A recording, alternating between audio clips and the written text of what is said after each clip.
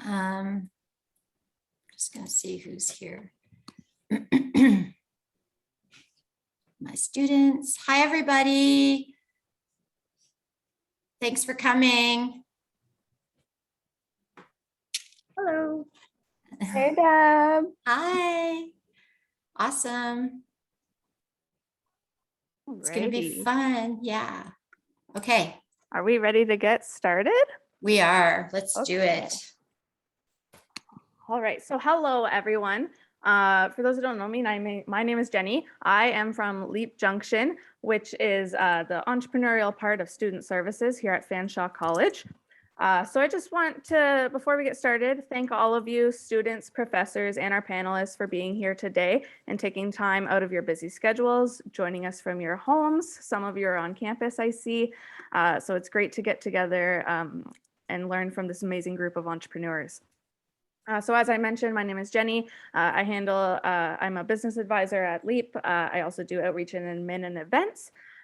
So as I mentioned, Leap Junction is Fanshawe College's entrepreneurial support center, and we focus on helping our students and alumni who are looking to create their own businesses.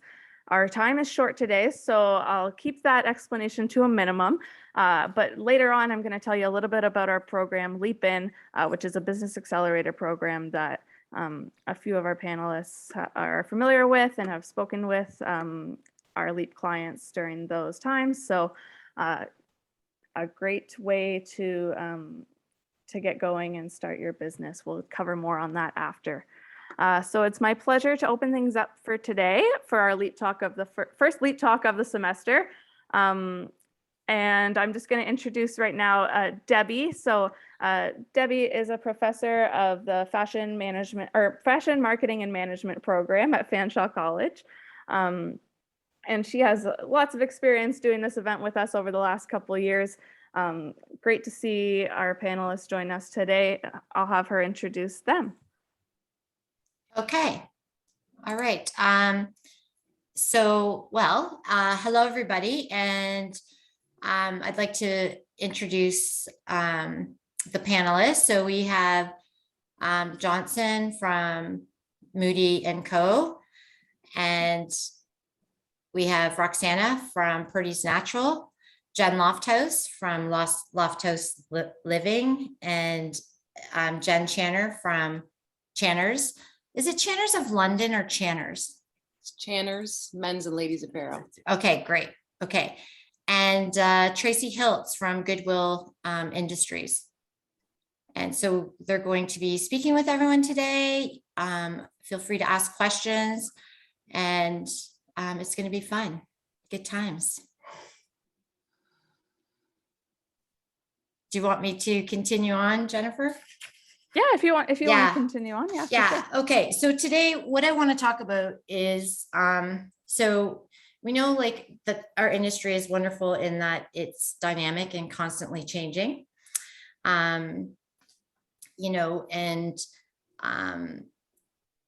Consumers react to what's going on in the world, right? As retailers do.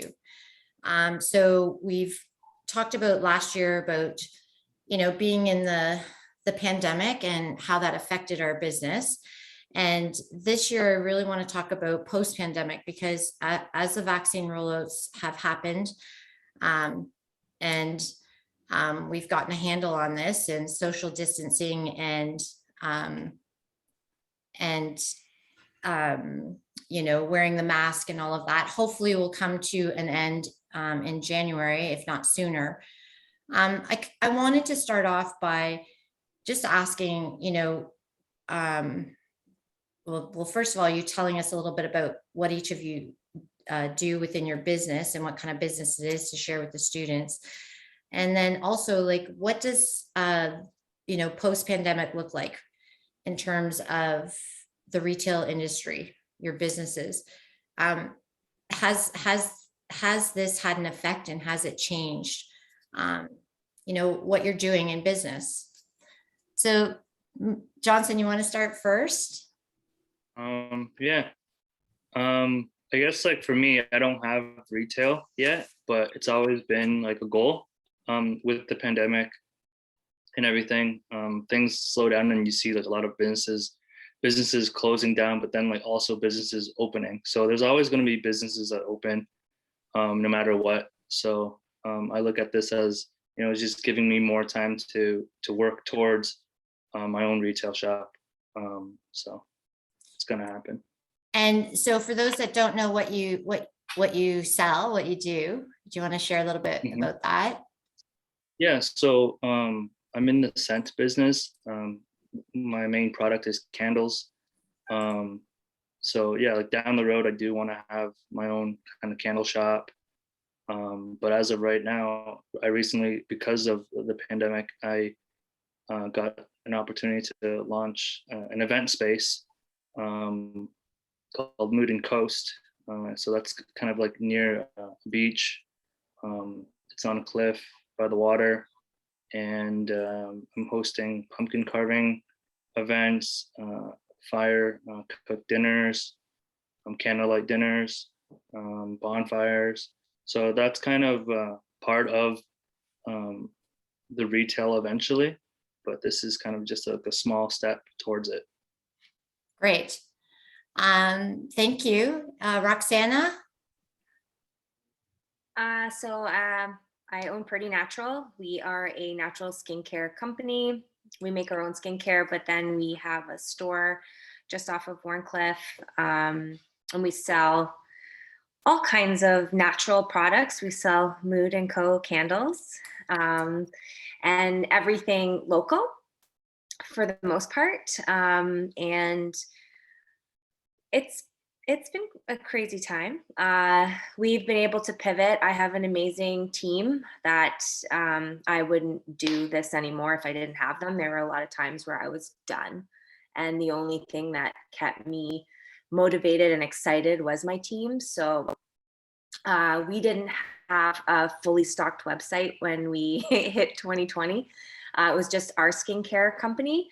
And that was all that was on our website, was just our products, and our store is filled with products. So my team got everything online, and now we have a fully functioning website. And since then, we took 2021, the last lockdown, I think, however Yeah, we had, we took the one, and we were like, okay, we're switching. So we switched our whole website to Shopify, which made everything easier because we were running on 2 different inventory systems. So with the opening and closing, we were losing our minds. So yeah. we pivoted. We just worked with what we could, and I have the best group of women behind me that anyone could ask for, and we're still here. So That's amazing.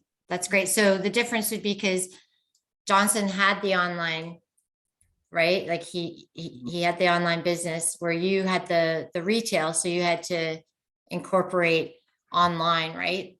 More, I mean, because of the pandemic, right? So people were shopping more online.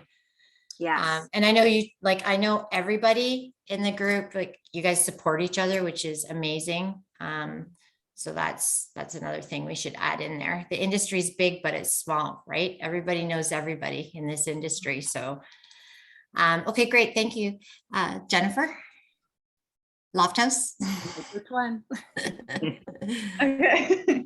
So I own Lofthouse Living. It's a home and gift store, but I like to call it a lifestyle boutique, not boutique, lifestyle shop, because it's I've chosen a target market, and I would say I bring in things for all parts of their lifestyle in a way. So if they're going, if you're going on vacation, I'll have just little odds and ends that you might like in a neutral color palette. So that's kind of what our thing is. And the pandemic, I would say for us, it almost, in a way, it feels like it brought our store smaller but bigger in a way. So we pulled out of our retail space and I brought it all in house, and it was just me working on it. Like my staff was all not volunteer based, but just more contracted.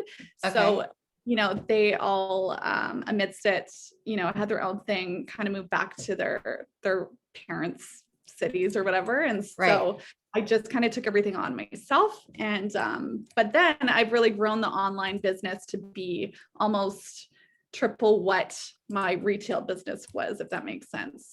But it's Got it. all, it feels weird of a switch because it feels like we've downsized, but really we're reaching more homes now.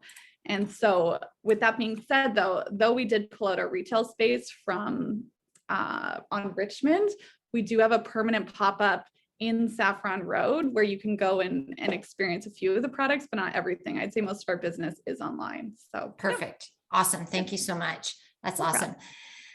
problem. Jenn Channer. Yeah. So I'm Jenn Channer. We have a family run and owned business, Channer's Men's and Ladies Apparel in London. That's been around for 30 years, 30 more years. I kind of have a hold on every little angle and area of the business. But what the pandemic kind of threw at us was the online social media reach, which was just an Instagram, Facebook kind of email based, what you might call chat commerce more than anything. So where we don't hold inventory that can be purchased online, it's the reach. So it's the DMs, it's the getting in touch with me, and making purchases that way. I come from a different angle where most of the ladies in the ladies department and most of the men in the men's department have been here for 30 years. So their capacity to understand some of the social media and what's going on in that business plan is little to none. So when everything shut down, I not only had to kind of understand how I can reach people without having them come in, without online purchasing, so to speak, and without a whole lot of knowledge and support from the staff that were still under the umbrella of people that were working with us through it. Wow. So we were underneath this roof. The full-time staff members remained on, the salary paid staff stayed on with us. And it just looked different from month to month, depending on what was going on. But a lot of teaching, a lot of on our phones now, which I was laughing, Jen, when you said earlier, like if I didn't own a store, I wouldn't be on my phone. I'm like totally with you. It feels like I would never imagine that I would be doing what I'm doing like all day long. So it's changed a lot. It's fun. It drives you to come up with new ideas, to learn from other people.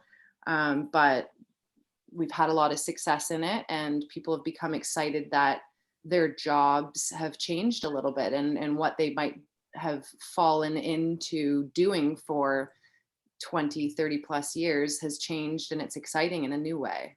That's awesome. That's great. Thank you so much. Tracy. I don't even know where to begin. Yeah. I know.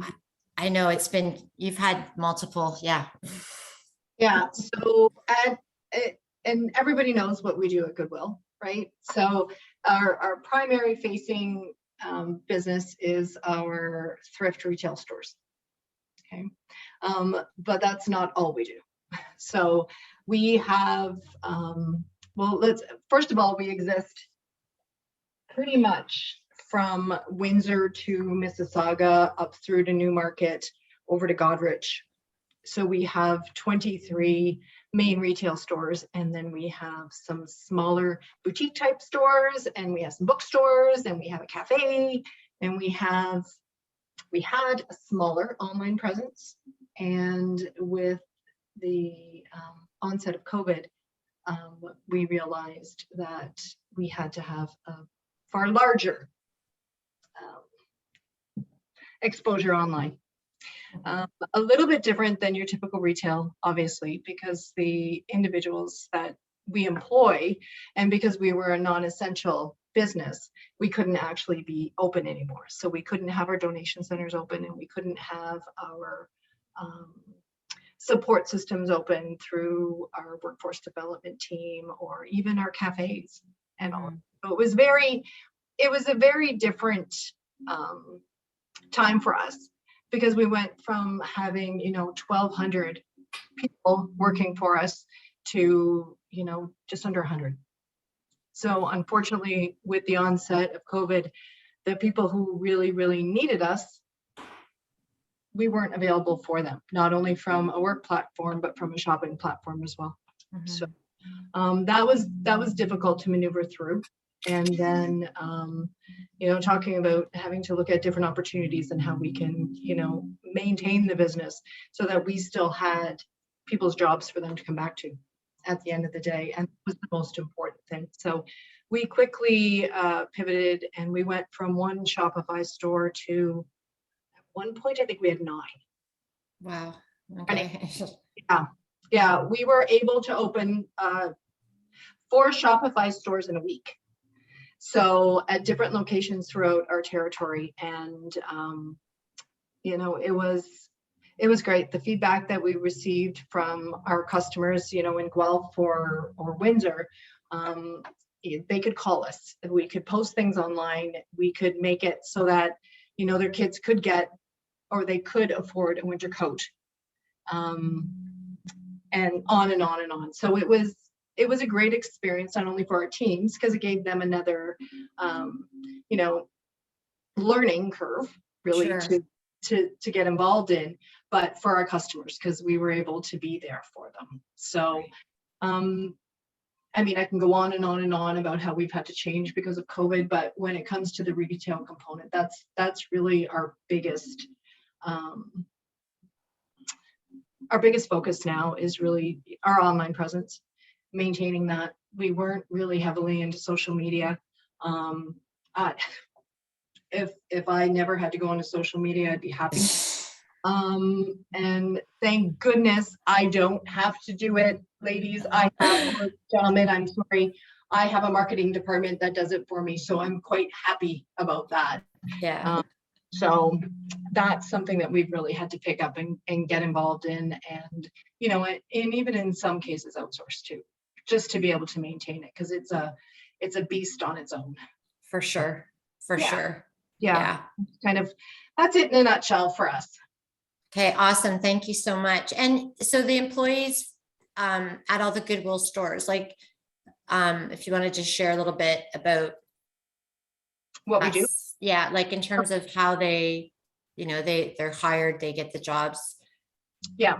Okay. So Goodwill isn't necessarily our mission. So we have a mission, and it's all around work. So what we endeavor to do is to provide resources for individuals to create a successful work environment, so they can, potentially overcome barriers, live with barriers, be self-sustaining. We have individuals that, are quite, every end of the spectrum are the people that we're trying to help, from job searching to, job creation, because that's what we're always trying to do. And, when we look at turnover as something great, because people move onward and upward. Yeah, exactly. So we're that entry level job that's going to help, a young person get the first job and experience, help an older person maintain their lifestyle, or potentially help someone with, barriers. Right. Exactly. So that's awesome. Really our mission. Yeah. Great. Thank you so much. You're welcome. Yeah. Okay. So I'm going to share my screen. I'm just going to show the students a snapshot of everybody's Instagram, I guess. I'll do that. So so that they can see that. Just give me 1 second. I'm just pulling it up. Is there any questions from the students? Yeah, I have one. Sure. So my question is for Jennifer Lofthouse. Okay. She mentioned earlier that she caters to a specific target market. Could you please touch on that for me? Yeah, I'd be happy to. So I remember when I first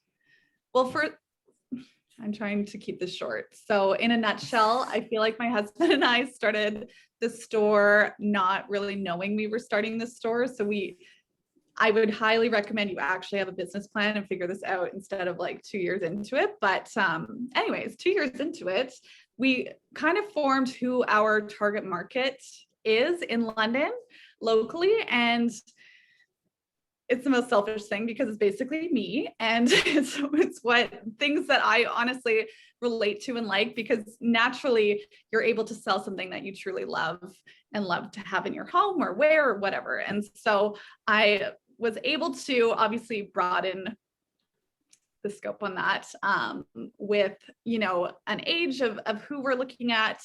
And obviously it reaches a lot more people than that, but I do have a specific female in mind when I am shopping. However, of course, we have gentlemen shopping from us as well and all that stuff. But yeah, so it really helps you when you're at a buying show and there's so many options coming at you, and you could truly sell any of these things, but you go back to who your main person is and would they buy this, and that's really how we make our decisions. So I hope that answers your question a little bit.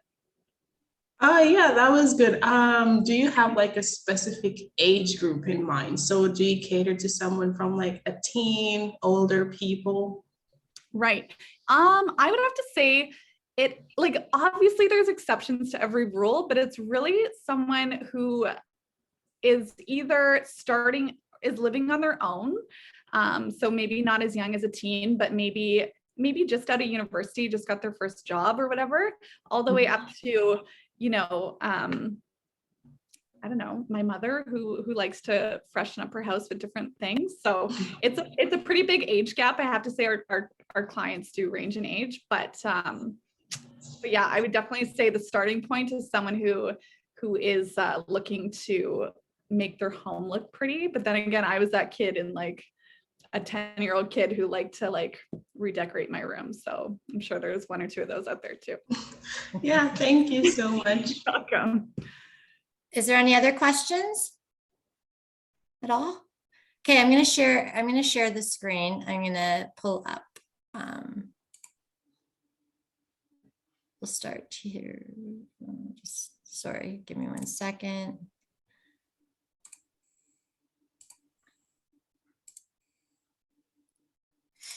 Okay, so this is Mood & Co. So I'll share that. Everybody can see. So if you have not been on here, you should. It's like I said it in the beginning, it's quite zen. I find it quite zen. There's always lots of fun things. Oh yeah, I love that song. And beautiful things and candles and yeah, Instagram page is quite good. So Johnson, is this where you do most of your sales from? Instagram is a nice platform to promote. Oh, I love that blanket. Good morning. Yeah, Instagram is a good platform to kind of like promote anything that you want to launch or any content.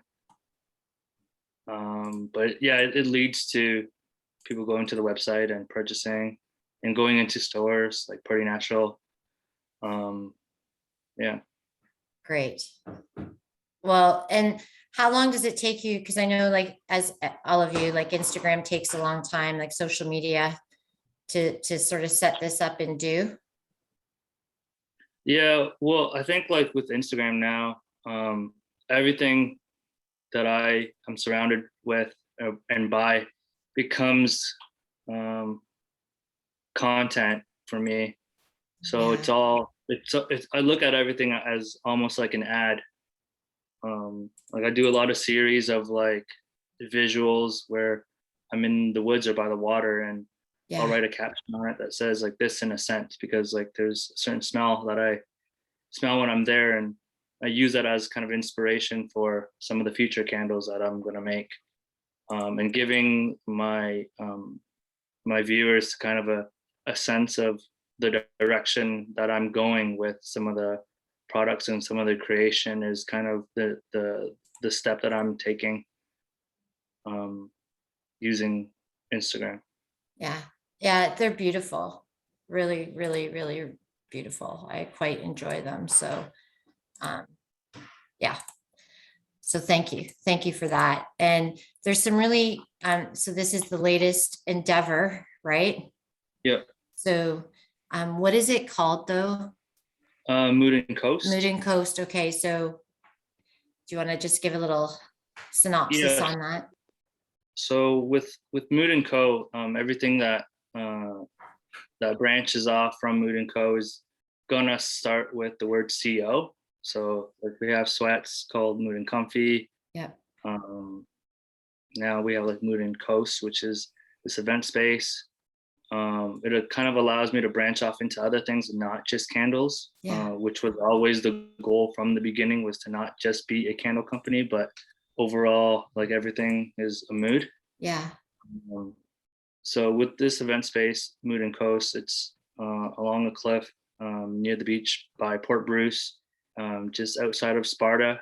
It's about 35 to 40-minute drive from London, depending on where you are as well. Mhm. It could be shorter or a little bit longer of a drive. But yeah, so I originally wanted to launch this space for next year. Yeah.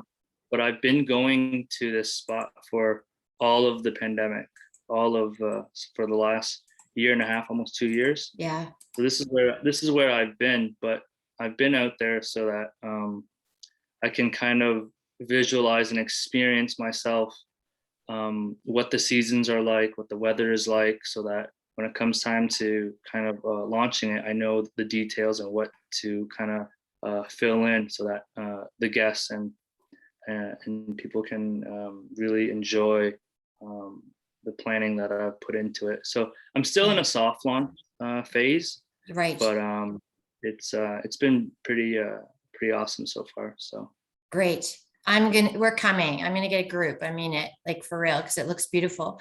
And these are your plates, right? That you. Yeah, so that's Mood and Cook. Yeah. We work with a ceramic artist named Amy, who's a local artist here, and we've done a couple of things together. And so I knew that I was going to launch Mood and Coast, but Yeah. I needed the plates first. Yeah. So I did the plates with her in the summer, and then sold a couple, and then saved the rest for the dinners. I've seen them in person and they're fantastic. They're like so beautiful. Yeah. I thought there was a better picture in here of them. There probably is. Oh, here's one. Yeah, there you go. Yeah, so with this plate, I had this idea of taking a bite out of it, and filling the bite mark with 24 karat gold, because that's Amy does some of that. So Yeah. that was a cool Yeah. little- Gorgeous. They are really quite. Oh, there it is. There's a good one. Yeah. Yeah. So Mhm. very unique and different and amazing. So yeah, awesome. And the event space, and we will talk about pop-ups because that's sort of what we're doing. But I mean, the event space, right? You know, you have experience with that, obviously, in terms of setting up and doing all of that, right? Which, you know, is a lot of work for everybody that's done it in this group. We all know it takes some effort, and whether it's takes a a lot of- dinner. Yeah, it takes a lot of effort, and like there's still like so much to learn. Like I don't know everything about like table setup, so like that's something that I would love to get involved with someone else who has professional or has experience in table setup, and then we can do that as a collaborative project. Also bring in like chefs for next year. We pop-up dinners like that where we can start bringing in different chefs, or even just like, you know, cooks from like students. That's right. Yeah. So there's a lot of From the opportunities. culinary department, right? So we need to talk about that too, because I reached out to the dean of culinary school and about this when we talked about it. So I'll tell you about it after. We'll talk about that later. But anyways, I wanted to just show everybody Your social media page is consistent, there's always, it's beautiful. And for the students that, have never seen it, I just wanted them to see it as well. Appreciate it. I'm going to go, I'll go to Purdy's. Can you guys see Purdy's now? Because I switched it. Sometimes you can't when you're sharing a screen, you have to stop it. So yeah, there you go. So this is Purdy's Natural, and again, beautiful. And I don't know, Roxanne, if you want to talk about your social media presence now, right? It's quite amazing. I have nothing to do with it. I will Okay. say that. That's okay. You've got people. We had an amazing customer reach out. She started doing, our friend Nicole, who owns Luna Life. Yeah. She was doing hers, and she was a student going through to be a therapist, and she was blogging. So then she was taking photos and sending us beautiful content. So we hired her on, but then obviously she became a therapist. So she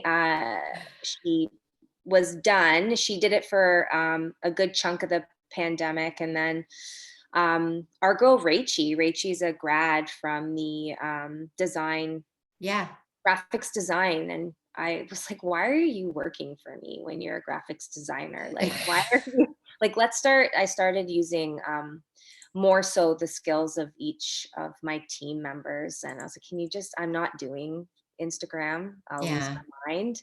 Yeah. And so she took it over, and she's made it even better. That's Rachel. Yeah. Beautiful. So she does it all of it.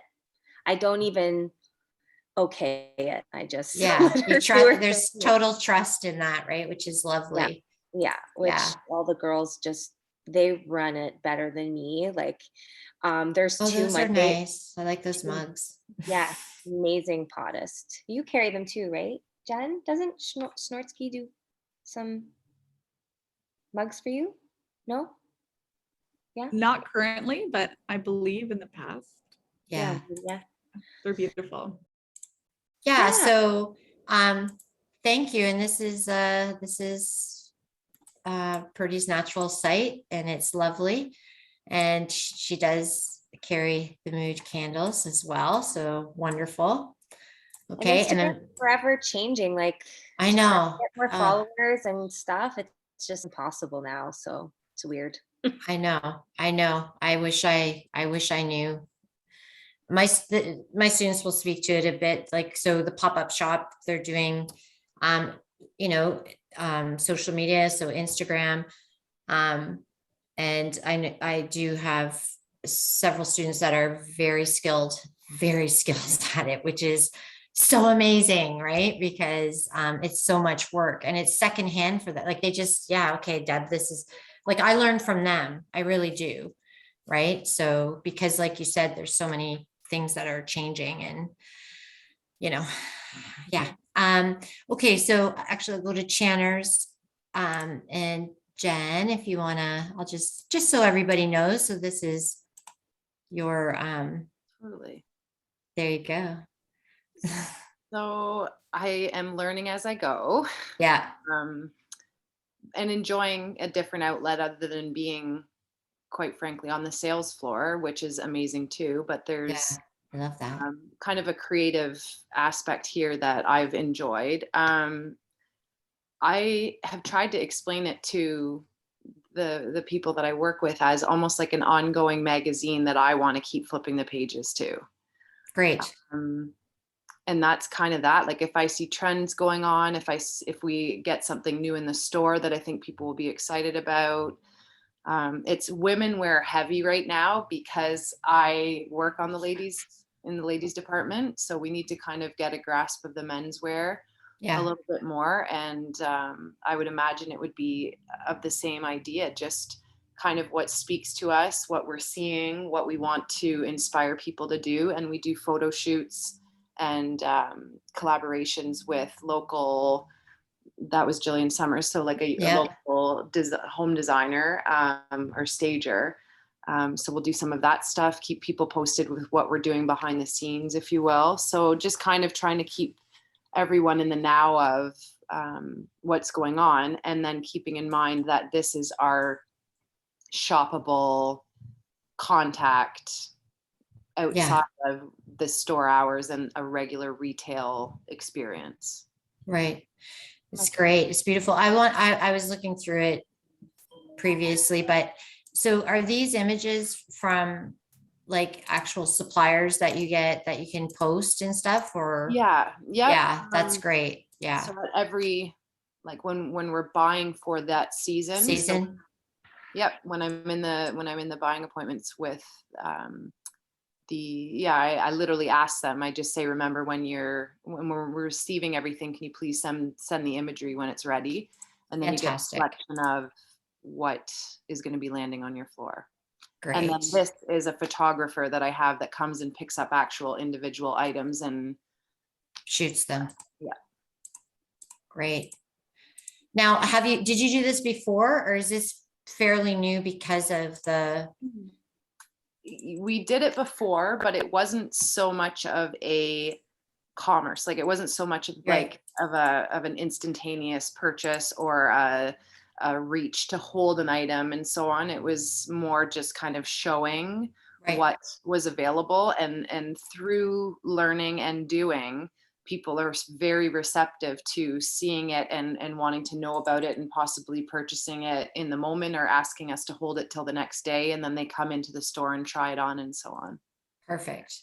Yeah, it's great. It looks really, really good. And your stories are really good too, that you've posted. Success. So I'm learning, and like everybody else, you gotta keep doing what feels right to you and learn. And Exactly. I know. Well, thank you. And then we're going to move on to Goodwill. So Tracy, which one do you want? I just did the Goodwill London boutique. Did you want me to pull up anything other than that? No, I think that's a good start. Right? Yeah. Just so people know where to go. I mean, we obviously follow them because we partner with you. So we are on this.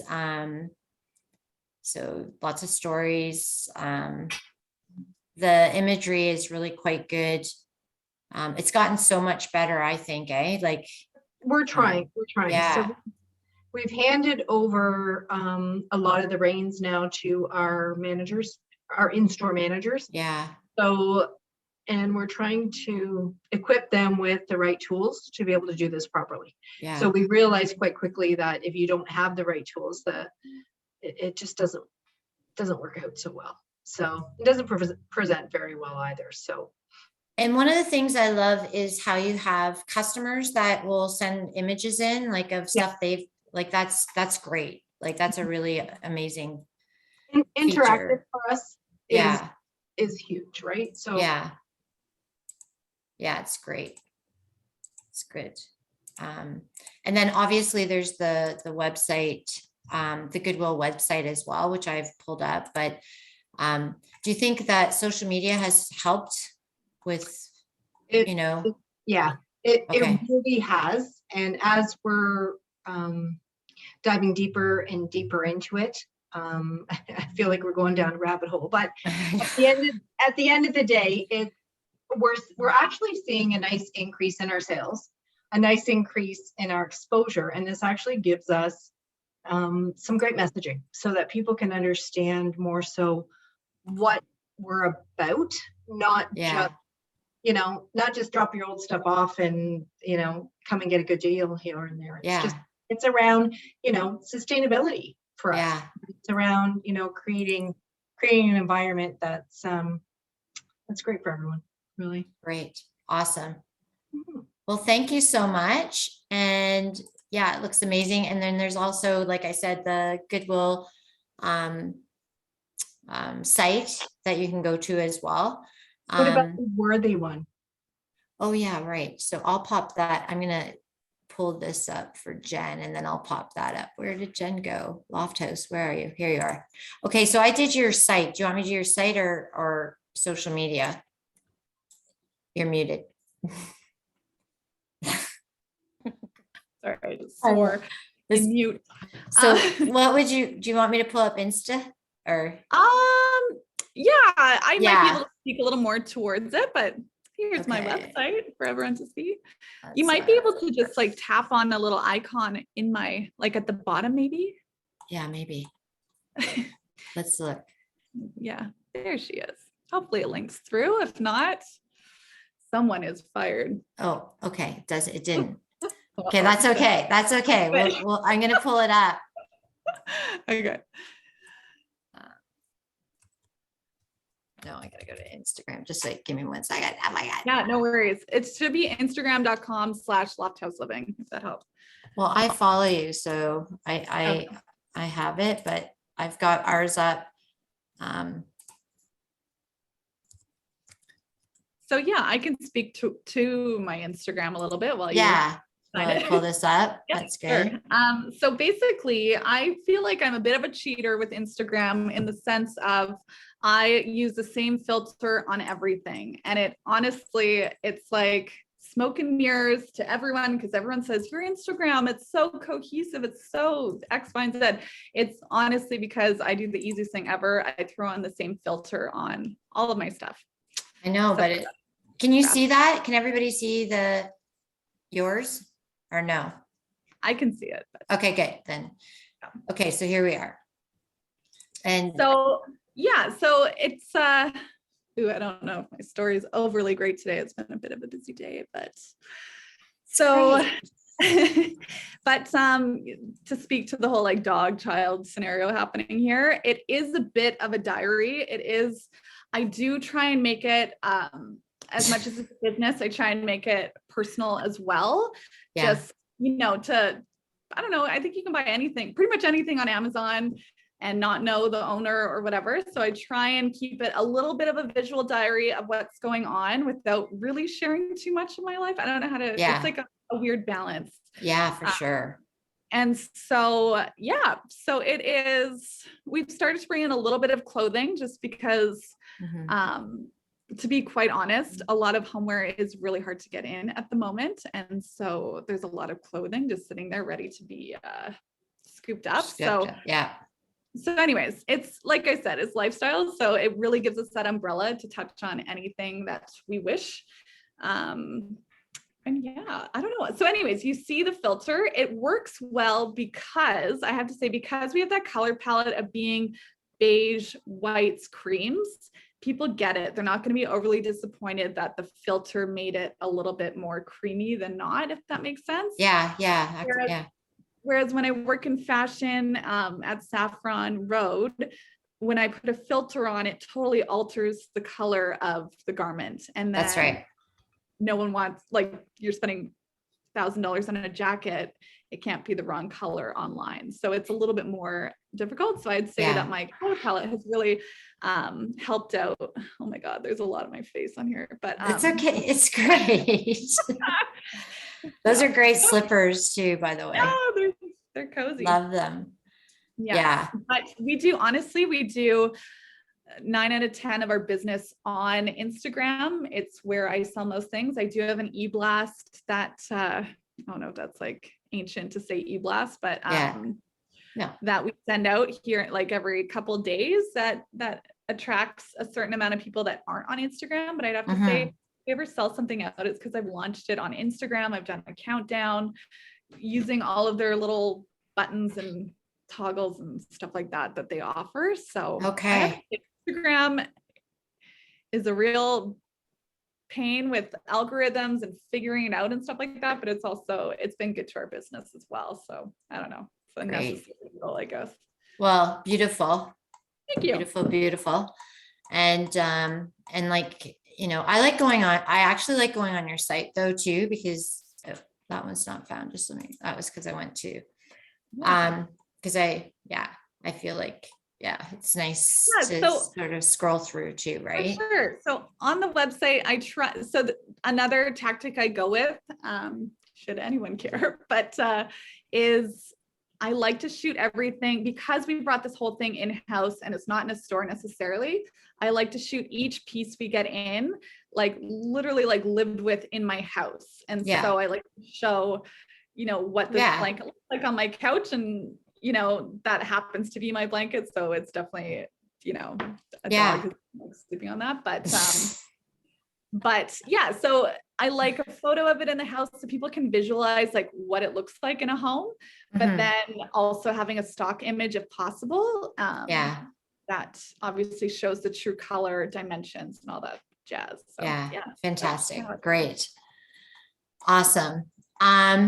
Okay. I think that's good, right? I touched everything. I don't think I forgot anything.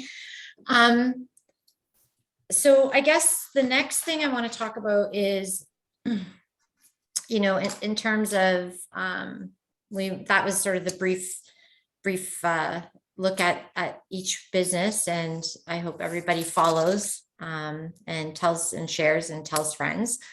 I know, like, there's a couple things, the supply chain, how has that affected business, for all of you? Or has it? I know, like, Johnson, you make your own candles, right? So, but you still have to get the wax. Like, have you had any interruptions through this? Like a little bit slower, and sometimes I have to go and pick it up myself because, or like I can't pick it up because they don't do curbside pickup or anything like that. Right. Like there was a moment in time where that was happening where you had to just get everything delivered. Yeah. But yeah, so I source most of my stuff locally, Great. or nearby, so it That's hasn't been too great. bad. But yeah. Okay, awesome. That's great. Roxana, have you had any like supply chain issues? Not yet. But I Okay. have ordered a ton of things to at least get us through Christmas. Okay. But at the beginning of all the 2020 crazy, there was a shortage of a lot of things. So we just had to figure it out. And if we could get a 4-ounce bottle and just switch to 4-ounce for a little while, as opposed to our 2-ounce bottle, that's what we did.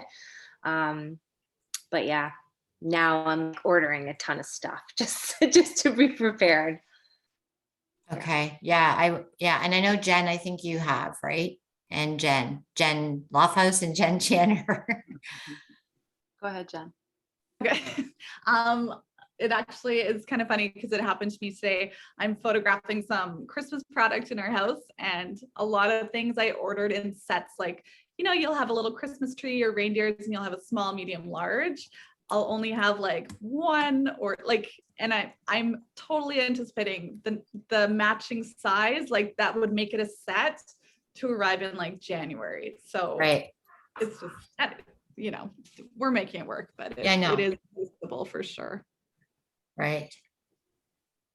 Kind of the same experience, Jen. Like, yeah, it's just you're supposed to have 3 boxes to complete a delivery. You get 1, you're missing a size in a size range, or I quite honestly, we've been pretty on track. I would say like talks with some vendors and stuff now more than anywhere along the way. Yeah. Yeah, it's the shortages now, or the deliveries coming a little bit later, or box missing here and box missing there has been more frequent in the last month than it has over the last couple of years. Yeah. Yeah. That's what we're reading, we're hearing, right? So, and yeah, absolutely a bit of an issue, right? Even, you know, outside of, you know, fashion retail, just retail generally, right? So, Tracy, have you had any issues with any of that, or Yeah. no? Oh yeah. Oh, absolutely. Absolutely. Okay.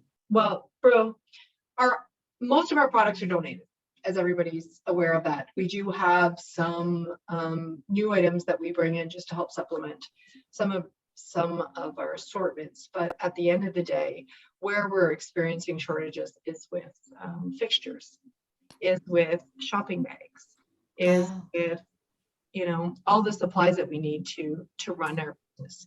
You know, Yeah. we have the ink for our printers, at our registers. Things like that are becoming Mm, a bit of an issue. And we're seeing the occurrence of being notified by our suppliers happening more often right now. mhm. So we're seeing it Wow. really Yeah. get larger. Yeah.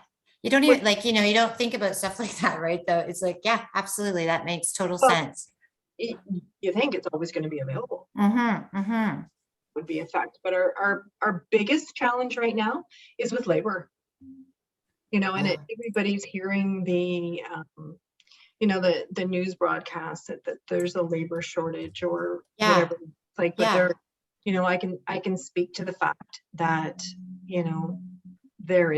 there's an absolute labor shortage, and we're running right now about anywhere between 75 to 80% capacity in each of our locations because we just can't hire people. Wow. So that's And yeah. is that what is that about, do you think? It's being experienced everywhere. So you guys, if anybody drives down the street, you can see it right now where there's signs everywhere. Everybody's hiring. There's malls are having full on job fairs. And when we do have job fairs or we do promote something, whereas prior to COVID, we would get 50, 100 people come in. Now we just had a job fair in one of our smaller towns and 4 people showed up. So it's difficult because we can't do what we need to do to help the people we'd like to help. Yeah. With, yeah. The people to work. So that's a big issue for us. Wow. Yeah. I mean, I've heard this. I mean, I think, have any of you had this experience? Any other, like Roxana, you've got your team, right? So I feel like, you're good in that way, right? You don't really. Knock on wood, yeah. Yeah, I know. Jenn, Lofthouse, like you're pretty good that way too, right? Because everything's, I ended up hiring someone to come in on Mondays, and but I had to pay quite a bit per hourly to convince them to come. So it's not as eager for a job these days, but yeah. Yeah. And Jenn Channer, we've talked about this, I think too, right? So we know, like, same sort of. Yeah, we've been lucky in that we do have employees of 30 years, like literally since the store opened, if not just a few years past. But over the years, people knowing people, somebody's friend's daughter, or like it's been a lot of word of mouth outreach rather than having to go and do ads and hiring, so to speak. So I don't know what that's going to look like. I anticipate it being a little bit of a challenge, because I would understand if people were discouraged in the world and the space that we're in right now. What I hope for is, like, through our own experiences and our own like excitement about what's to come, that people are influenced and see that like there's going to be so much coming our way in the retail world in a lot of different areas. And I'm just, I'm in the fashion world, but like I know for certain we're seeing already an overwhelming push, and I can only imagine what that looks like when the world opens up, whatever that means. People are ready, and that's going to happen before the employment or trying to employ people happens, I would assume. So I don't know what to say. I haven't quite been there yet, but I would anticipate that we're going to need it, and it could be a struggle. Yeah. Johnson, what do you like? So you do a lot of your the promoting and all of that yourself. Like all your Instagram is you, correct? Yep. Yeah. Do you have any help along the way? I know friends and of course people that love you. For really like large orders and stuff like that, I'll contract out. But for the most part, I kind of do most of it myself. Okay. And I know you have hired some of our students in the past Mhm. to help out as well. So for short gigs, right, of things that Yeah, you need. a lot of like a lot of the art collaborations that I do on the candles for artwork. Yeah. I'm always searching for artists, and that's always happening. So Okay, great. So in the comments, I'm just gonna we've got some, everybody's like stunning content creation goes a long way. We've Jen posted all of your Instagram pages. Erica has a question. Do you feel people are still anxious about working with the public, or do you think people have just become comfortable not having to deal with traffic and humans that are seeking out work from home jobs? For that one. I think it's a combination of everything. I don't believe there's one specific factor that is influencing what we're experiencing right now. I believe it's a bit of everything, and we're hearing it from every corner of our business and everyone, from our donation attendants to, our financial group. Everybody has a different take on it, different experience with COVID, and the results are because of this. Yeah. Yeah.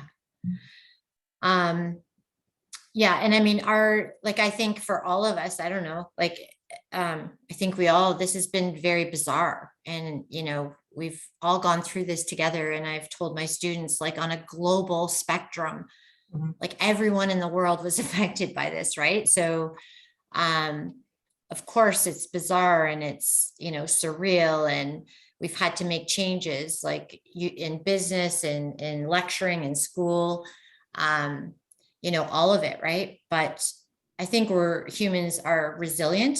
Most, like, whether you believe it or not, we are, and we can pivot and change and do what we have to do. Right. Doesn't mean there's not going to be those challenges along the way, but for sure. David, and then Jen answered that, but what kind of advice do you have for up and coming retailers to prepare for that kind of wave of business? So David, and then Jen just said, start small, know what you're selling, obviously, and who you're selling to. Your demographic, knowing who that is very important. If you can own your retail space, that would be ideal. But if you can't, pop-up shops, which we're going to move into very soon. But David, did you have something to elaborate on that in terms of advice and preparing for the kind of wave of business? Well, I was just going to say, when you look at, okay, we're going to get back and everything is going to hit at once, and it is going to be what very much looks like an absolute tidal wave of business. How do you prepare for that? How do you go from, okay, we got to scale up quickly? Debbie, if you're going to go to pop-up shops, then I'll segue for you. It's like, do you just have 87 pop-up shops ready to go, like, as quickly as humanly possible once people are like, okay, we can get out, let's go buy something? Right. Or if you were a new business that hadn't even considered, oh no, I'm going to have to scale unbelievably quickly, how would you do that? Okay. So do you have a business, David?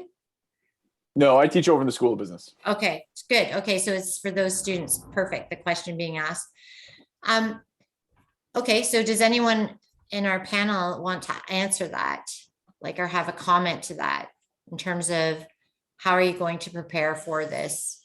Hopefully we do get really busy. That would be great, for everyone.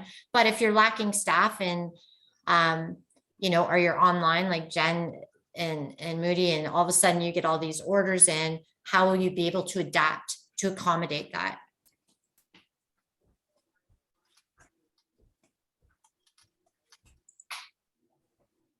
Jen Johnson, anybody want to answer that? Jenn Lofthouse. I know, I can't. Yeah. Okay. You did again. Sorry. It's an interesting question. I know. I'm trying to think personally, that's really all I can answer to, is going from having the space to not having the space, like online, having lockdowns and then opening up again and lockdowns. I noticed higher higher traffic when we were locked down because everyone obviously is at home scrolling Yeah. Instagram, you know, Yeah. and less, obviously less people online when things open up. Mhm. So with that being said, I decided to join a pop-up at Christmas time. It's the Merry Market, it's at Kellogg's. And I am doing exactly what you said, where I'm thinking like, okay, so if 30,000 people are walking through, I have no idea how many people, but are Yeah. walking through here, like what do I need to order? What do I need to have? That kind of thing. But I also don't want to like shoot myself in the foot and have too much product. and stuff Inventory. like that. So it's a little bit of a Hail Mary this year. I don't know. Yeah. For I me, think at it's an least. unknown right now, right? We've never gone through this. So It I is. think to answer the question is a challenge for sure, right? It is, but it's a good question. Yeah. Roxana, do you have any input to that or? At this point, I'm just winging it. Yeah. I feel like the stress of everything, I felt it. So I don't want to bring that back into our space ever again. I hear you. So I don't want to put too much thought into it. Yeah. I'm just going to roll with it. After every Christmas, we're pretty low on stock. And I look at the store and I get a little anxious because like, oh my God, when we open our doors, when people want to start using their gift certificates, we're not going to have Yeah. anything. Yeah. And over the years, I've just learned to everything's fine. It's all mental. We'll just, things come when they come. People can wait, and there's always something. So, Yeah. I mean, we're just going to ride it out as it goes and hope for the Yeah. best, And I agree. And David, I think like next year would be a really good time to answer that question once everybody, because we've never gone through this, right? So it's like, how do you answer something that you don't really know? I mean, I think people are going to, once everything's sort of whatever, back to normal, shopping. And, I think this year will be a supply chain issue for some things in terms of shopping and deliveries and all of that.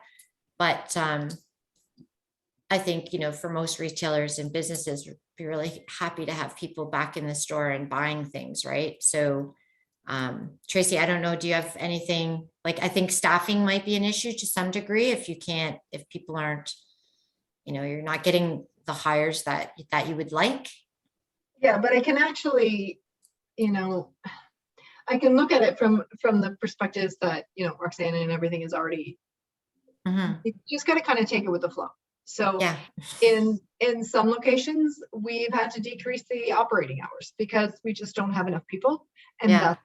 we're not going to get stressed over it. We're not going to increase the stress that we're kind of handing down to our team members. Right. And we're only going to do what we can do. Yeah. And I think having that mindset, preparing where you feel you can prepare, but not, we don't know what's going to happen. Yeah, exactly. Exactly. Keep trudging along and deal with what comes up. Right. Yeah. And I think you have to just be, not so uptight about it, to Roxana's point, and stress, because then that doesn't feed anything, right? It just makes it worse, and kind of roll with it and just be positive and, understand that you might have some bumps along the way, but it will be fine, right? If anything, in my entire retail career, whether that be nonprofit or otherwise, it's just, you have to be able to pivot in a moment's notice, no matter what, because conditions are going to change, climate's going to change, economy is going to change, labor force is going to change, direction is going to change, and you have to be able to change with it. Yeah. Or you're not going to be able to exist. Great. Exactly. Okay. So, thank you so much for all of that information. I love it. I get excited. I love learning from everybody, and sharing the information on this platform, I think is a privilege really to me and the students. And so we've talked about, basically pandemic, post-pandemic. As you know, our students in the fashion marketing and management program, some of them are getting ready for their first pop-up shop experience. Last year, obviously, it looked different. It was the first year that we did have to really think about what we're going to do. So we did a pop-up online for a week, as well as a physical space in the school. Numbers limited, right, because of COVID. So again, a huge learning curve for me and the students. Working with Shopify, doing all of that. I mean, a great learning experience for the students, because, that's something they have in their back pocket. But, I want to know, like, I know Roxana has done the boho market, which I miss. I was hoping it was going to happen this year, no, but it didn't, right? Are we planning on coming back to that? The pop-up? I don't think so. Not for a No, while. not for a while. Okay. So I just wondered, preparing for the pop-up experience. I think everybody here has done one in the group, and what sort of advice you would give to the students, whether it is online, because you have an online presence, social media, or actual physical space. I do think, pop-ups, I know were on the rise during the pandemic, during summer, outdoor weather time. A lot of companies that shifted either went completely online, then did pop-ups, right, to show their product. So I know most of you have done that. So Jen, you want to speak to that? The Kellogg's, I mean, is a great, you've done lots of pop-ups, and yeah. I've hosted a couple, but I've also mainly attended, as Roxy knows, they're a lot of work. But I actually, late last night, because I'm in Idaho, I wrote down a few points. Yeah.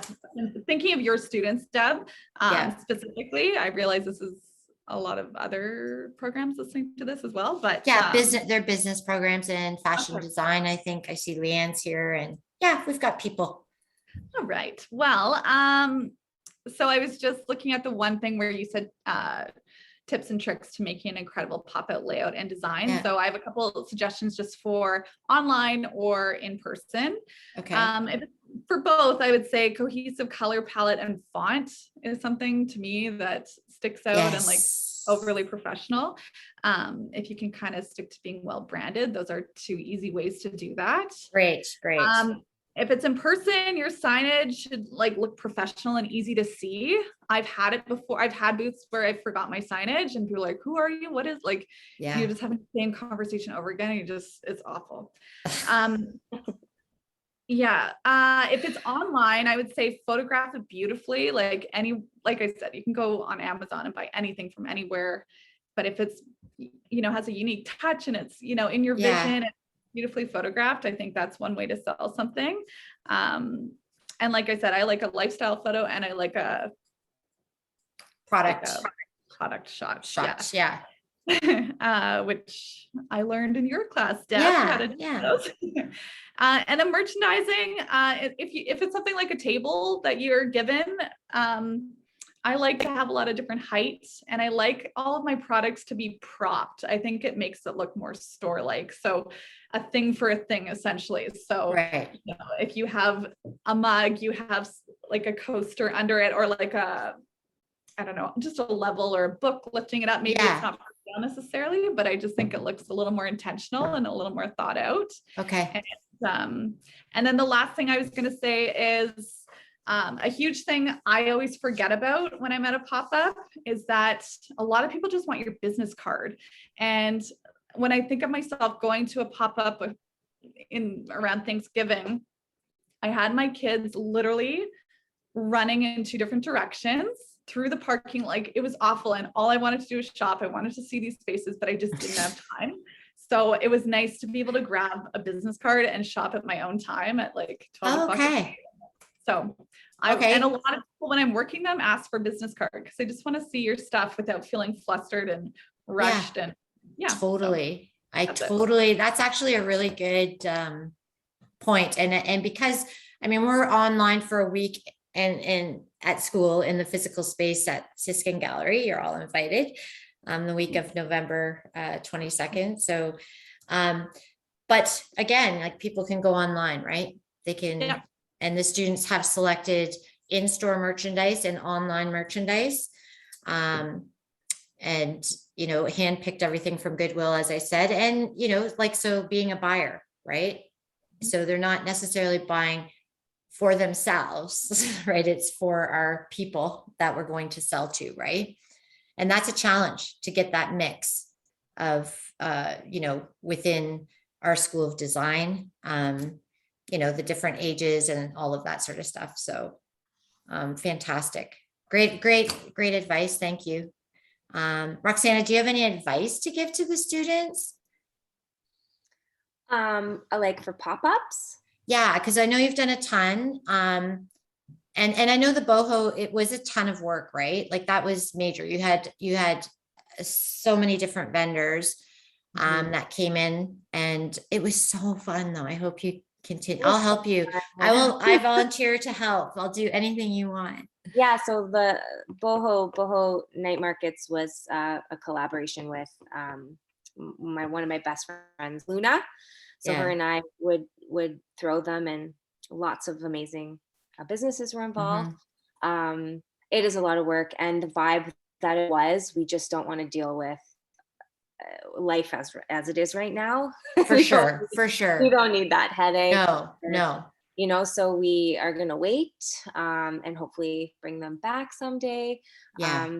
I love pop-ups. They're the whole reason why we are in business, I feel anyways. And when I first started and I just, you know, was in my basement making product, I would do every show from a church basement to Victoria Park to wherever. And then I'm a yes person, not so much now, but I was a yes person. So I would do every friggin' pop-up there was.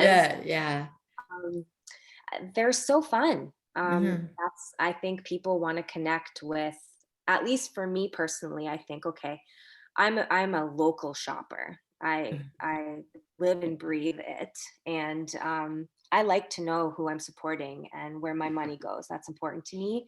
So, you know, I feel like that's what we got out of it over the 10 years we've been around, is because we were out there, we were communicating with our people, with our community. And I think that's really important. And our customer base comes from all the years of that, and obviously word of mouth now. But, you know, we're in the Kellogg's market. We were in the Christmas one last year, and the spring, summerish one. And it just brought me back to life. I'm so excited for the Christmas one coming up. Even though we're going to be outside for 3 weeks, I'm excited. So I highly recommend them. When does that start? That's at Kellogg's? The first 3 weekends. So Thursday, Friday, Saturday, Sunday. Jen and I are neighbors. Yeah. Okay. But of December? Okay. Just so everybody knows. Inside and outside. Okay. Inside and outside. Yeah. Okay, great. Pretty big. Well, I'll be there. I'll come. Can I ask a question? Sure. So Sophie, I don't know who, like, did you guys find it easier to open a pop-up shop through an event like the Kellogg's market and stuff like that, or easier to open the pop-up shop on your own at your own location that you found? For me personally, I would find pop-ups, markets, things like that, and I would get involved. But now we've started back pop-ups within our store with other businesses. That's just easier for us right now. We were doing them constantly over the years in the store, but I do find that it was easy to just get involved in all the community events. Affordable, obviously. When we're first starting out, we weren't signing up for these really big events that were happening. But I found like sometimes we would do amazing at a small Christmas market in a church as opposed to a huge Yeah, like, show we spent a that- fortune. That was like my question too. Like, which one, like business wise, did you do better? Like your own personal pop up or like the markets? Or is it kind of vary? It varies. Yeah, definitely varies for sure. Yeah. Sorry. Yeah, no, I agree. And you know, even the pop-up we did last year at school, I had zero expectation. I really did, because it's like, and you know what? Like the students that were at school, they came and they shopped and they loved it. So, and the physical store, and then we had online, of course, but I was pleasantly surprised by that, right? So like the same sort of thing, sometimes like a church, you know, pop up, or that you have some vendors in there and you're working together, you can do amazing sales. And then you go to some major one that has hundreds of pop-ups, you might not, you know? And I'd like to add, for me, over the years, it was just, I look at it as advertisement. If I don't make a lot of sales, that's okay. I might have one customer for life who comes in and spends a fortune, you know, like, so it's more so just advertisement. I was going to agree. I agree with you, Roxy. It's, sometimes you like meet your unicorn shopper where it's like, they made the show for you. Like no one has shot. Like I've been at shows where I haven't sold anything, and then at the very end, someone comes and buys like $1,000 worth of stuff and wants to come into the store, and you're like, oh, I literally was about to close the store and go cry for a couple of years. And so I don't know. Like it really depends. And obviously, it depends on the time of year. Christmas is like typically like really great because everyone seems to have a Christmas list that they need to, you know, if they're not even a big shopper, they still need to buy something for someone. So anyways. Did you guys have a lot of space when you guys like went to the actual events rather than opening your own pop-up? Did you guys still have enough space for product? I opened a pop-up in the summertime and I had a really hard time finding different like locations and like money wise and everything, and finding space, like enough space for product. So I'm wondering if I would have done it through an event, if it would have been easier. I believe most of the events I have been signing up for, it seems like you can buy the space. So if you want a bigger space, you can purchase more. I don't know if I'm understanding this correctly. Yeah, no, that's absolutely right. That's so at this Merry Market, I think, Roxy, did you get a hut as well? Like, so we're outside in these little wood cabins, but they were quite a bit more than, which provides a lot of space, but they're more than maybe a table inside. So it really depends on what you're willing to invest in for space. Would you say you almost have to work backwards? Like you have to know your space and then work with, if you have an abundance of product that you want to show, that's where you really have to narrow it down and then show with the space available what is the most important stuff to show. Absolutely. good answers. Thank you. And Johnson, Moody, what about you? Like, cause you've done a ton of pop-ups, right? Like you've done a lot. Yeah, I've done a lot of pop-ups. And do you feel like it's helped promote the brand and, you know, like Roxanne is saying, like 100%. That's where you meet a lot of your customers. And for a time when we didn't have a lot of pop-ups, kind of sucked not to reconnect with some of the customers and sell them some more things and talk to them and just reconnect with them. And they're always happy to kind of come out to these events and like see you again. Yeah, it's so great. It's a great place to get your product out there, but as well as build brand awareness. So like Roxy was saying, like, you know, even if you like sold one or two things at the end of it, you gain that presence of a new client forever. Mm-hmm. And I know Jenn Chandler, you do a pop-up like fashion show pop-up, right? Sort of thing to show product. We do fashion shows, like full fashion shows. Yeah. So at the fashion shows, we don't sell product, or haven't in the past. That could change. Right.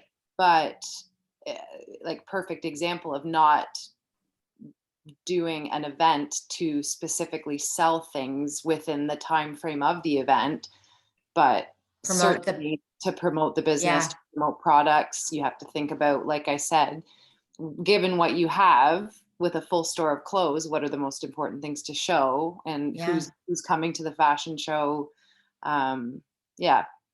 Different variables for every scenario, for sure. Right. Okay, great. And Tracy, I mean, I know we do a pop-up with you at Goodwill, but is anybody else, like, has Goodwill themselves been doing any pop-ups, or not yet? It's funny because we do pop-ups for a little bit different reason. Okay, So right.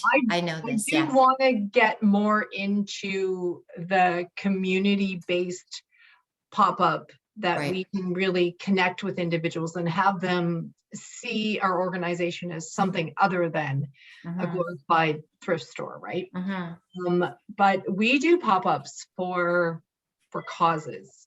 Right. So perfect example, the most recent pop-up we did, and we did it right in our Horton Street building, and we did it for the Indigenous communities that were being relocated.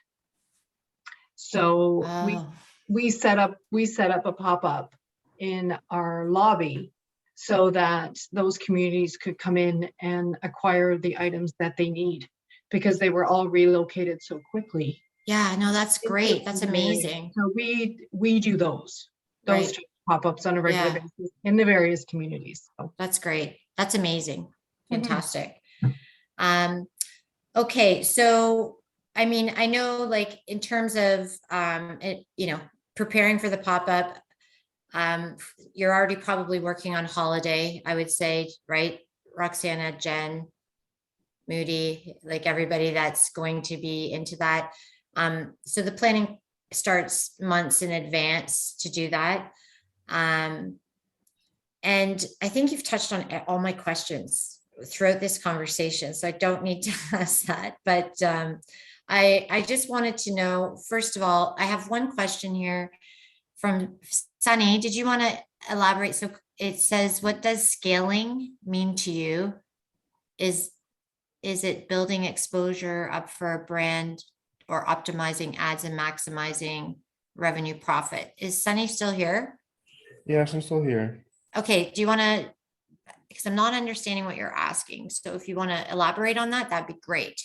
Yeah, so I was saying that like I saw like scaling get mentioned around in the like the Zoom. So I was just like asking, like, because this is what I'm going through right now. I'm trying to like scale my business and stuff, but it's like Okay, a lot of stress and like worrying about doing all these things at once. Is like maximizing the profit and the revenue, optimizing the ads, and building reach and exposure at the same time. So like I just want to like know, like, how would you take on that task of scaling the business and doing those three things at the same time without like undergoing too much stress and worry at the same time? That's like what the question was.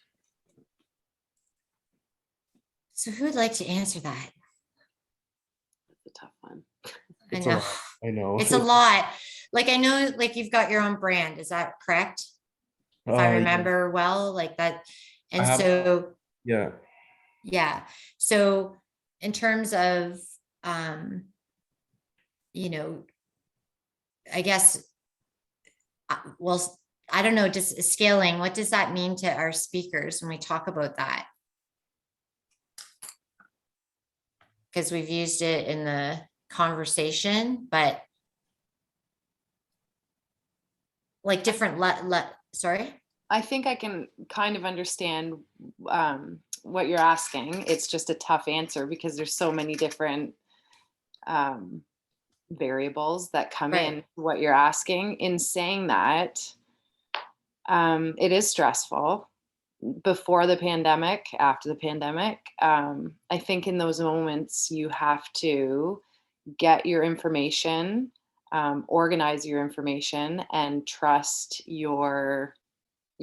If it's an independent situation, then you've got to trust yourself. If you're working for a business, then you've got to ask the right questions and stuff. But yeah, that I don't know. My mind did so many flips when you asked that, because I know. But I think, so like when we I'm talk trying to think about, of, like, inventory as an example. Like, if right, you're talking about scaling down inventory, is that what you mean? I meant like more so like I don't really have a like normal brick and mortar store or anything. I have an online business. So I mean like so I was thinking just like in the means of building the exposure is a part of scaling as well, because I mean scaling to me means like getting to the next step, going to the next step each time, right? So I mean the next step for me is optimizing my current ad situation to therefore build my exposure up, and right, then at the same time build my revenue and profit up too. So scaling all these things at one time is what like I'm yeah, trying to. right. And I know that there's like a business, it's like, I think for retail, it's like scaling retail, I think it's called, right? And it's about like innovation and optimizing exposure on, many social media platforms. So, and they use that terminology quite a bit. I think that what you're asking, like you have a lot, you sound like there's a lot to do, and how do I do it? And I think to Jen, to everybody's point here in terms of branding, like you have to be consistent with that. Like I think branding's really important. And so really focusing on that. And when I say that, I mean your social media platforms as well, and your online platform, right? Making sure that it's really, really consistent. And I don't know, Sunny, but maybe asking a friend or somebody that's, tapping into other resources, people that are good at something, and asking them if they can help you out. Like it's hard when you're doing it all on your own, and every one of these people can tell you that. Starting out on your own is always a real challenge, and you do have to divide and conquer sometimes to make it work really well. And Like, yeah, I was just going to expand on that a little bit and just say yeah, you have to understand your capacity and then plan around that portion of it, yeah, right? So, if you've got, XYZ capacity, then, scale it based on your plan.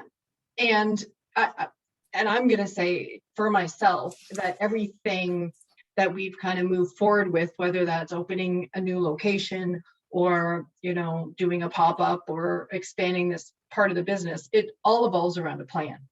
And putting a plan down on paper, looking at the risks, looking at the opportunities, and then being able to kind of say, okay, this is the capacity I have around this, and how do I move it forward? right. Makes sense. Thank you. Anything else that anybody would like to add to that at all? I mean, yeah, we can talk about it more if you want, Sunny, for sure. Okay, great. And lastly, I'd just like to, the amazing advice and, everything that you shared with the students is amazing. So thank you so much. As the speakers that have attended, I always end by asking like advice, that you could give to the students, to take away a piece of advice as they're in their last year of school. This is their final year. They'll be done in the spring. Advice on beginning their and starting careers. A lot of students have an entrepreneurial spirit, which is great. But yeah, just advice that, if you think back when you were 19, 20, and you're at this point in your life where you're like, okay, so I'm going to be done school. What am I going to do? That sort of overwhelming feeling of, starting in the world, in this industry, especially given the times. Yeah, if you could share some inspirations or some advice, that would be fantastic. I'll answer quickly. Sure. I'm a graduate of the fashion merchandising program a couple years ago. And I remember feeling like I was supposed to know exactly what it was that I wanted to do. And I might have had a couple answers for myself, but now looking back on it, I was looking for experiences along the way to kind of guide me to a place that felt right. And it really worked out. Like, Yeah, it did. And I'm so yeah, you happy. just have to, no, you just have to really be in the right place, doing the right thing to get you somewhere. And I don't know that that's too vague, but I worked in customer service, like at a bar for 12 years. Yeah.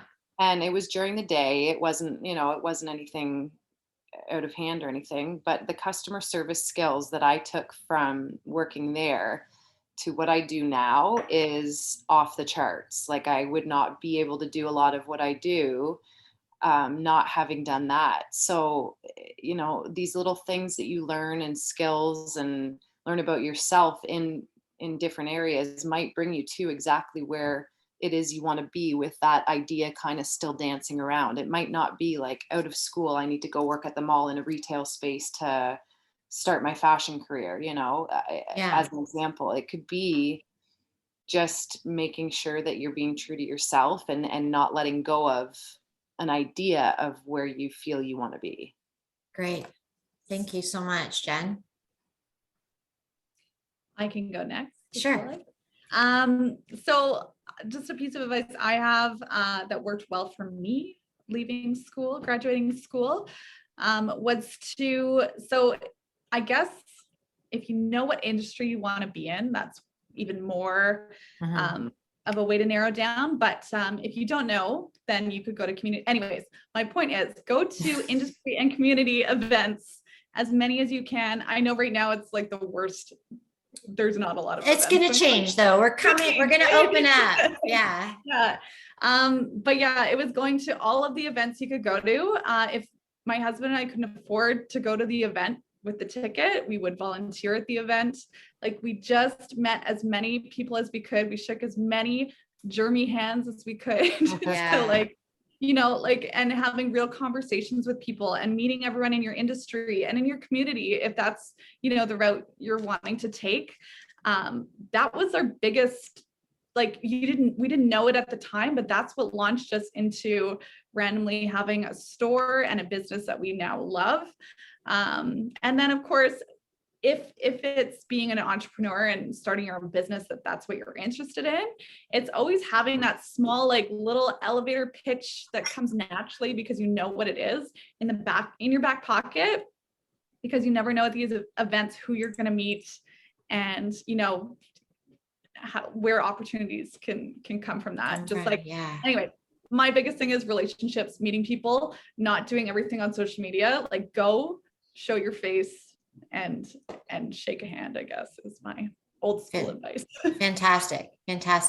Johnson, advice for the students. I think for me, it's you just have to start. And then once you start, you'll figure out all the other pieces of the puzzle. Don't worry about what others have to say. Because at the end of the day, you started it. There's going to be businesses that are similar to yours, but there's not one that's going to be coming from you unless it's coming from you. So just start and do it. Great. And I remember last year you said, it stuck with me, to the students, you said, there's only one of you, you can, exactly. So and we're so, each student is so individual, and their ideas and their, and it stuck with me because I think that's very true. Even though there's so much out there, there's only one of you, right? So that stuck with me last year when you said that. Yeah, I agree 100%. Thank you. Roxana, anything to say to the students? Advice? I agree with what everyone just said. Yeah.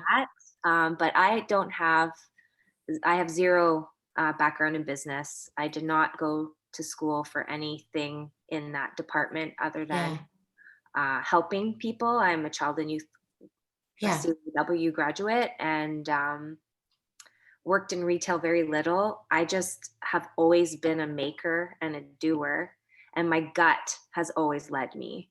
And I just have followed my intuition and my gut this whole time, and it's been baby steps along the way. And my 19-year-old self would never know But this age self's life. Yeah. Like, it's been an amazing ride, and it is the relationships and the people you meet along the way and that make it all amazing. So yeah. Okay, great. And then Tracy, do you have anything to add to the students, advice to give, or?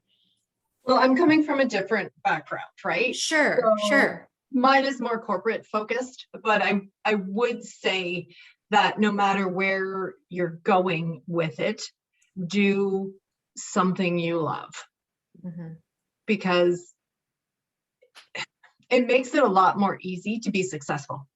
It makes it a lot more simple to make those connections.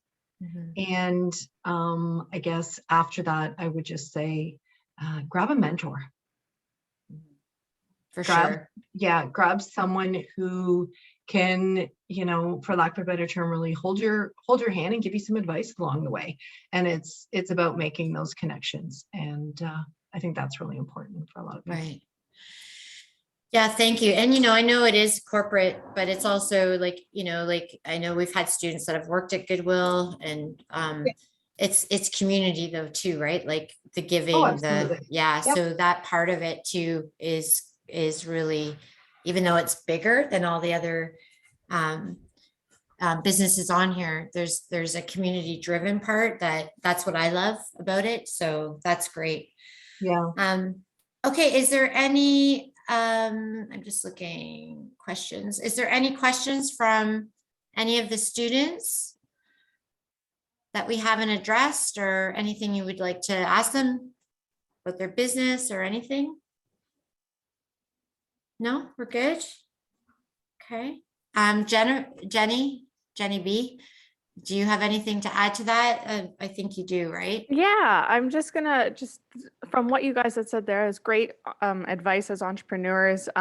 If any of the students are interested in entrepreneurship and looking to start their own business, I'm just gonna share an opportunity that we have here.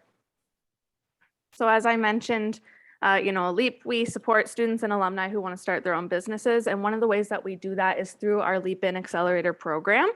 So the purpose of the program is to provide a hands-on environment for entrepreneurs to take their business services or products from idea to implementation. So currently the program runs annually once per year. The past 2 years we have done it virtually, obviously due to COVID, but normally this is an in-person program. It's a part-time incubator, so from Tuesday, Wednesday, and Thursday, there's dedicated learning time, so that comes with different guest speakers, our business coaches providing different workshops, things like that. And the rest of the time is meant for you to implement the knowledge that you're gaining. So applications for this program do open the first week of January and they close on March 1st. The best part of the program is that if you are accepted into it, you get $5,000 of funding for your business. So you do not have to pay to be a part of this program, it pays you. So to receive the funding, participants are expected to attend 90% of the workshops and document their learning. And the funds can be used to pay yourself, pay employees, to access services, or for your product or service development. Great. So some of the topics that we cover here, just up there: special events, CRM, so customer relations, social enterprise, all different things that we have talked about today. We cover in that program. Some of the businesses that have gone through, you may know, so Soft Flirt, Evelyn by Nicole Snowblin, Four Elks. Those are all fashion brands at the Western Fair Market you may have come across in the past. But if that program's not for you, we do just take one-on-one appointments. You can book anytime online, leapjunction.ca. And if you're interested in learning more about us, you can follow us on our socials as well.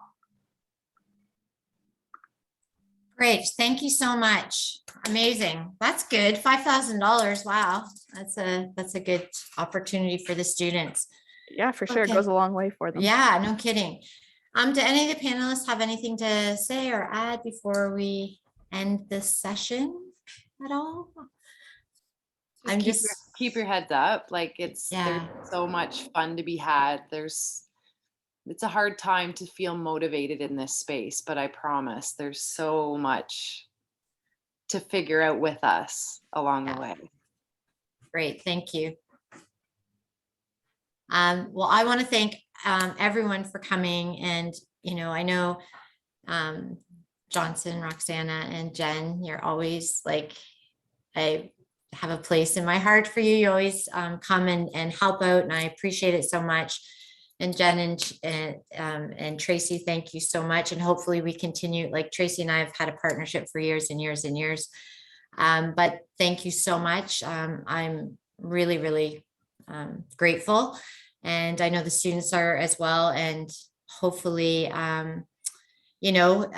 they might be going on to your Instagram page, shopping, whatever. You'll see them at the pop-ups. They'll come into your store, shop local, which is lovely. And that's it. So thank you so much, everybody. And Thanks for I wish you well, and I'll see you. I'll see everybody.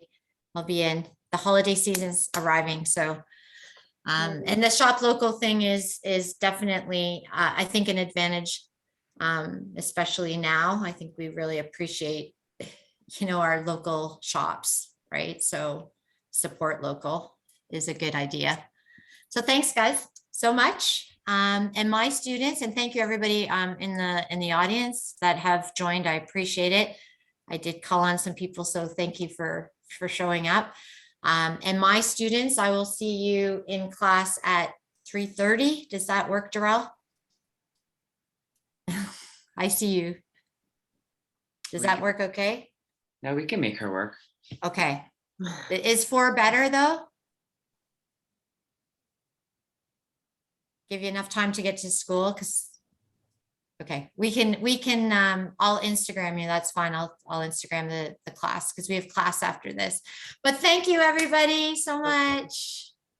I Bye, appreciate everyone. it. Thanks for having us, Deb. Everyone. And have a great Yeah. week. Okay.